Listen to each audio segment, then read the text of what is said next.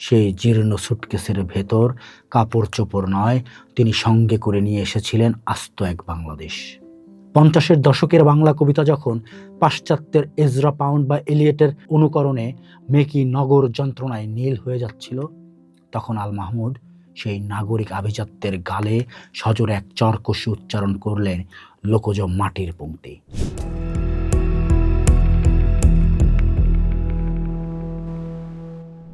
আস্ত এক বাংলাদেশ বগলে নিয়ে এক তরুণের প্রবেশ 32 সায়দাবাদ, ঢাকা।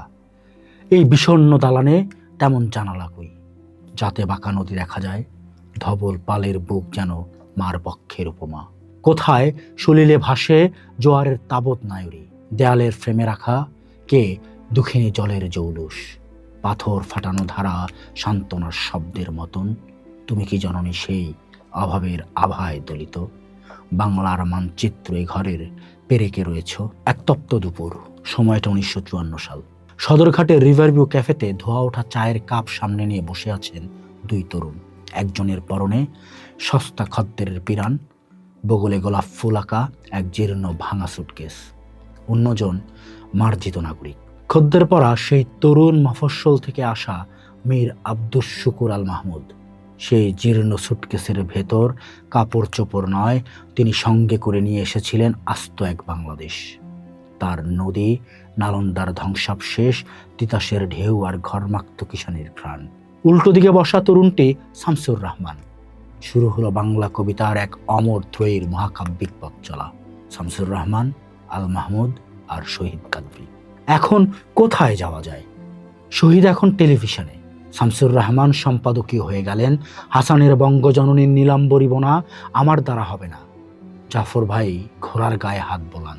অতএব কবির কোথাও যাওয়া হলো না, কেননা আমার সমস্ত গন্তব্যে একটা তালা ঝুলছে। 50-এর দশকের বাংলা কবিতা যখন পাশ্চাত্যের এজরা পাউন্ড বা এলিয়টের অনুকরণে মেকি নগর যন্ত্রণায় নীল হয়ে যাচ্ছিল, তখন আল মাহমুদ সেই নাগরিক আভিজাত্যের গালে সজোরে এক চরকসি উচ্চারণ করলেন লোকজ মাটির পংক্তি।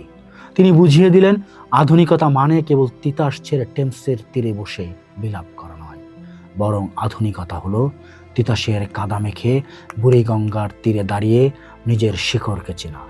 তিনি লিখেছেন, আমরা যেখানে যাব শুনেছি সেখানে নাকি নেই বাঁচার মতো জল, জলস্রোত বর্ষণ হবে না, নিপাখি নীল দগ্ধ দেশে উদ্ভিদহীনতা হাহ করে দিনমান, বাতাসের বিলাসী বিরোধে বিহঙ্গ বিব্রত হয়। আল মাহমুদের কবি জীবনের শ্রেষ্ঠ বাজে ছিল সোনালী কাবিন। বাংলা কবিতার ইতিহাসে এমন শরীরী আবেদন আর রাজনৈতিক চেতনার মিশেল এর আগে কেউ দেখেনি। তিনি যখন বলেন, সোনার দিনার নেই দিনমোহর চেয়েও না হরিণী, যদি নাও দিতে পারি কাবিনহীন দুটি হাত, তখন এক লহমায় তুচ্ছ হয়ে যায় বুর্জোয়া আভিজাত্য। তার কবিতায় নারী কেবল ভোগের বস্তু নয়, সে চরের মাটির মতো উর্বরা, সে শ্রমজীবী মানুষের লড়াইয়ের প্রেরণা। কবিতার সংজ্ঞায় তিনি বলে গেছেন, কবিতা কি? কবিতা তো শৈশবের স্মৃতি। কবিতা চরের পাখি, কুড়ানো হাঁসের ডিম, গন্ধভরা ঘাস, স্নান মুখ বৌদির দড়ি ছেঁড়া হারানো বাছুর। কবিতা তো মক্তবের মেয়ে, চুল খোলা আয়েশা আক্তার। শহীদ কাদরী আর শামসুর রহমানের সঙ্গে তার সখ্য ছিল যেমন গভীর, তেমন ছিল একটা অদ্ভুত কবিতার প্রতিযোগিতা।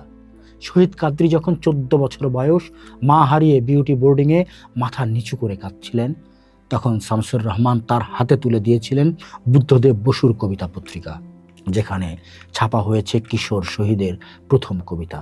সেই একই সংখ্যায় ছাপা হয়েছিল আল মাহমুদের কবিতাও। অথচ এই তিন বন্ধুর পথ পরবর্তীকালে 3 দিকে বেঁকে যায়। শামসুর রহমান হলেন নাগরিকতার কণ্ঠস্বর, শহীদ কাদরী বেছে নিলেন নির্বাসন, আর আল মাহমুদ নিজেকে সঁপে দিলেন বিশ্বাসের চরে। কত দূর এগোলো মানুষ, কিন্তু আমি ঘোর লাগা বর্ষণের মাঝে আজও উপু হয়ে আছি। ক্ষীরের মতন গাঢ় মাটির নরমে কোমল ধানের চারা রুয়ে দিতে গিয়ে ভাবলাম, এ মৃত্তিকা প্রিয়তমা কিষানি আমার। সোনালী কাবিনের সেই সাম্যবাদী আর লোকজ আল মাহমুদ মধ্য বয়সে এসে এক অলৌকিক রূপান্তরের শিকার হলেন। তিনি ঘোষণা দিলেন, মানবিক নির্মাণের প্রতি তিনি আস্থা হারিয়ে ফেলেছেন। তার কলমে উঠে এলো তসবি ছেঁড়া, স্ফটিকের দানা আর আধ্যাত্মিক আরতি। কিন্তু ট্র্যাজেডি এখানেই, তার এই ইসলামী কবিতাগুলো শুরুর দিককার শিল্প সফলতাকে ছুঁতে পারল না। কাব্যরসিকরা মুখ ফিরে নিলেন। আল মাহমুদ হয়ে পড়লেন তার নিজ ভূখণ্ডে এক নিঃসঙ্গ দ্বীপ। জীবনের শেষ দিকে তিনি মগবাজারে এক অন্ধকার বারান্দায় বসে থাকতেন। চোখে দেখতেন না, নাম দিয়েছিলেন কানা মাহমুদ। কোনো তরুণ কবি গিয়ে সোনালি বেনসন সিগারেট দিলে তার চোখ উজ্জ্বল হয়ে উঠত। তিনি আফসোস করে বলতেন, আমি এক মফস্বল থেকে আসা ছেলে, এই শহর আমাকে সহজে জায়গা দেয়নি। অথচ তার কবিতা পড়তে গেলেই পাঠক নিজের জীবনের দেখা পায়। যখন তিনি লেখেন প্রত্যাবর্তনের লজ্জা, তখন মনে হয় এ যেন প্রত্যেক মফস্বল থেকে আসা যুবকের ঘরে ফেরার হাহাকার। আব্বার পড়ার সেই ফাবি আইয়ে আলা ই রাব্বিকুমা তুকাজ্জিবান আর আম্মার হাতের বাসনের শব্দ যেন বাঙালির চিরন্তন আটচালা ঘরের এক জীবন্ত ছবি। আল মাহমুদ ছিলেন ছন্দের ঈশ্বর। পয়ার আর অক্ষরবৃত্তির উপর তার যে দখল, তা তাকে বাংলা সাহিত্যের অন্যতম প্রধান পুরুষে পরিণত করেছিল। তবে তার নির্মাণ কলা নিখুঁত ছিল না। ছন্দ মেলাতে গিয়ে তিনি অনেক সময় অর্থ বিপত্তি ঘটিয়েছেন। মায়াবৃক্ষ কবিতায় স্তব শব্দের ভুল প্রয়োগ কিংবা সক্ষতার মতো অপপ্রয়োগ তার মহত্বকে ম্লান করেননি ঠিকই, কিন্তু তার অসাবধানতাকে স্পষ্ট করেছে। জল দেখে ভয় লাগে কবিতায় পাখিহীন মরুভূমির কথা বলে আবার পাখির বিব্রত হওয়ার বর্ণনা দেয়া, এ যেন এক মহান শিল্পীর তুলির পচে মাঝে মধ্যে ঘটে যাওয়া ভুল। 15ই ফেব্রুয়ারি এক মেঘলা শুক্রবার রাতে কবি চলে গেলেন, যেমনটি তিনি চেয়েছিলেন। যদি হয় ভোরবেলা, স্বপ্নাচ্ছন্ন শুভ শুক্রবার। কিন্তু তার মৃত্যুর পর কপালে জুটল চরম অবহেলা। একদল মানুষ তার রাজনৈতিক বিশ্বাসকে বড় করে দেখল, তার অমর কবিত্বকে নয়। কেন্দ্রীয় শহীদ মিনারে শ্রদ্ধা নিবেদনের জন্য তার মরদেহ নিতে দেওয়া হলো না। বাংলাদেশের অন্যতম প্রধান কবিকে শেষ বিদায় জানানো হলো এক প্রকার লোকচক্ষুর অন্তরালে। কেউ তার কবিতায় তিনি লিখে গেছেন, কুয়াশার সাদা পর্দা দোলাতে দোলাতে আবার আমি ঘরে ফিরব, আর আমি মাকে জড়িয়ে ধরে আমার প্রত্যাবর্তনের লজ্জাকে ঘষে ঘষে তুলে ফেলব। আল মাহমুদ বলতেন, আমি একজন কবি ছাড়া এক সুতাও ওপরে কিছু না। আজ কবির জন্মদিন বা মৃত্যুদিনে আমরা যখন তার পংক্তিগুলো পড়ি, তার রাজনীতির রং ফিকে হয়ে যায়, থেকে যায় সেই আদিম মাটির সদাগন্ধ। শামসুর রহমান, আল মাহমুদ আর শহীদ কাদরী, এই তিন কাপ্তান আমাদের কবিতাকে আধুনিকতার উত্তাল সমুদ্রে ভাসিয়ে দিয়েছে।